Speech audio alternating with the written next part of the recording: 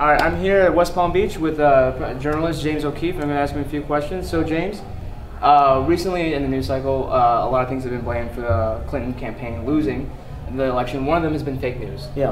What's your take on that? Just the media's been pushing this narrative that fake news has been a big reason why Clinton lost. One of the biggest pieces of fake news is the mainstream media and all the things they've said. Everything they've predicted has been fake. All their polls have been fake. All the information that they've given the public has been fake or has omitted real information. So anytime someone comes along with real information, actual information people need, that's put into the same camp as the so-called fake news. And these social media companies are going to be subcontracting out to groups like Pointer and Snopes to actually regulate what is considered fake. I think that needs to be exposed. I think we need to understand who these people are and what their prejudices are and who's funding them in order to really understand what is happening with our media. I think our media feels threatened by citizen journalists, by people like Project Veritas or like anyone else. So I think it's put on. I think it's all a charade.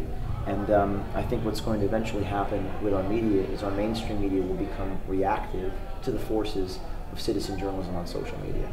And then what would you say to, how can like regular people combat or fight against, Facebook, as you said, they're contracting out to people who are Snopes or PolitiFact who have been shown to bias against conservatives. But what would you suggest that people, just ordinary people, can do to? I would say citizen reporting, particularly at Turning Points, the number one thing they can do is expose what's happening on their campus, because we can't rely upon the mainstream press to do it. So that's why I made the call to action today is to send cameras out to anybody who wants them to expose what is said and being done on the campuses, particularly because this group, they're all on campuses. That's where they spend all the time. Right.